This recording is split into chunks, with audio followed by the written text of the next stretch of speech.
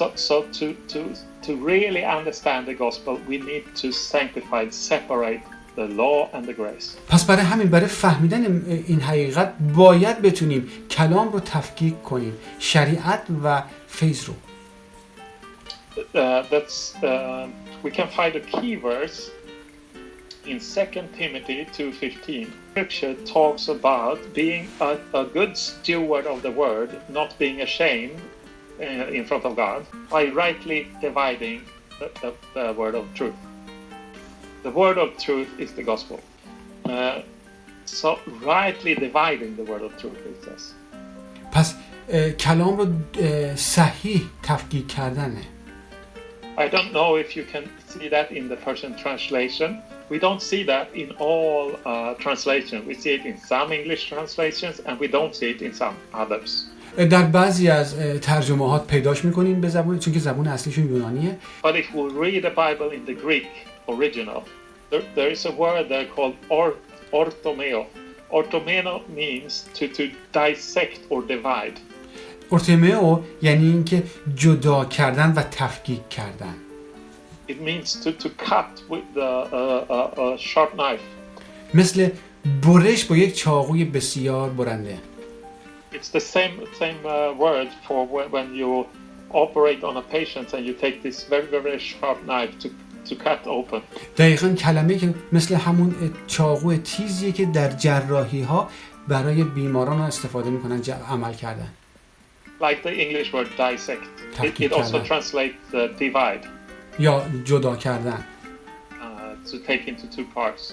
به دو قسمت تقسیم شدن. So this verse is talking about where Paul writes to Timothy. It says, "Be a good steward of the word of the truth, to rightly divide the word of the truth."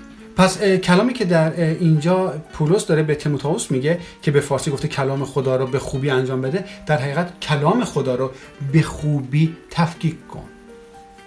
If we don't rightly divide the word of truth, اگر که کلام خدا رو صحیح تفکیک نکنیم، this verse says that we have to be ashamed in front of God. اون موقع میگه جای خجالت هست در حضور خدا. So when Paul says there's only one gospel and you be cursed if you preach another gospel, and this verse being a good steward, not being ashamed of God, is speaking about the same thing. پس وقتی که داره راجع به این صحبت میکنه که واعظی صادق باش و کلام رو درست و صحیح در حقیقت تفکیک کن، در مورد همین انجیل داره صحبت میکنه.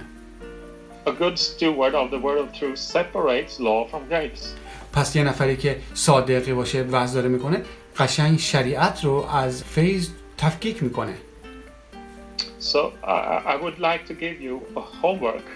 میخوام بهتون مشقی بدم. With this thought in your mind. با این تفکر در ذهنتون. And it's to take the second book of Corinth, the second letter to the Corinthians, and chapter 3. دوم قرنتینیان فصل 3. Just read some for you here to show what I want you to do here. چند تا آیه رو براتون میخونم بدونید چی کار میخوام بکنید. Take a white sheet of paper. یک کاغذی سفید انتخاب کنید. And draw the cross. یک صلیب تقسیمش کنید برگتون رو. And over one end of the arm of the cross you can write the law, the old covenant. یک قسمت از این که تقسیم کردید اون شریعت رو بنویسید، عهد عتیق رو بنویسید. And over the other arm of the cross you can write grace, the new covenant. این ور میتونید اون وقت عهد جدید و اون فیض رو بنویسید. And the cross will separate the halves of the paper for you. و اجازه بدید که این صلیب در حقیقت کاغذ رو برای شما دو قسمت تقسیم کنه. And when you read the second chapter or the third chapter, of the second Corinthians, وقتی که دوم قرنتینیان فصل 3 رو دارید میخونید، you should take the expressions there and put them under either the law and the old covenant or under grace, the new covenant. وقتی که خوندید ببینید که کدوم قسمتش داره عهد عتیق و شریعت رو اشاره میکنه اونور بنویسید و کدوم قسمت داره در حقیقت از عهد جدید صحبت میکنه. For instance, that chapter speaks about written in stones.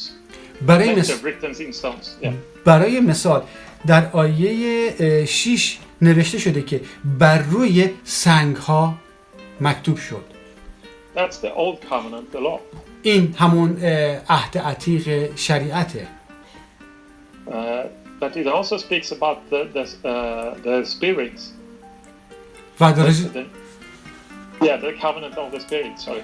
و همینطور راجع به عهد روح صحبت میکنه. The covenant of the spirit is the new covenant, grace. اون موقع از اون عهد جدید فیضه. This chapter speaks about being self-sufficient. بتونی شخصی عالی باشی در خود. But and that is the law, the old covenant. But it also speaks about that He has made us sufficient. و این در حقیقت اگه اینجوری فقط بگیم این مال عهد عتیقه، ولی میگه او ما را کامل و عالی ساخت. این وقت عهد جدید میشه. So either He has made us sufficient, or we try to be sufficient in ourselves. یا او ما را قابل ساخت یا ما باید کوشش کنیم تا قابل بشیم. This chapter speaks about the ministry of death and condemnation. در مورد توی این فصل خدمت مرگ و محکومیت داره صحبت میشه. The ministry of death is the old covenant law. خدمت مرگ در حقیقت خدمت عهد عتیقه. And the ministry of the spirit or the ministry of life is the new covenant. و خدمت روح در حقیقت عهد جدیده. So take this 2 Corinthians chapter 3 and just read it carefully and try to separate it like this and you will see that it's all about death or life.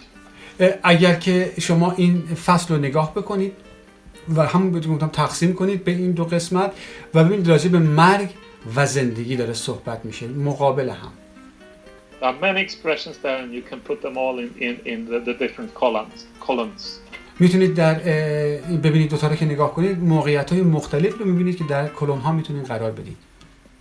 Why do I give you homework? Because I really want you to learn how to minister the grace of God. چرا بهتون مشق دادم؟ چون که میخوام واقعاً اگر موعظه میکنید انجیل رو موعظه کنید. I want you to learn to preach a powerful gospel. آمین. میخوام که یاد بگیرید انجیل پرقدرت رو بتونید وعظ کنید. If you do this homework, you will become brilliant preachers. اگر شماها این کار رو انجام بدین یکی از واعظین عالی خواهید شد.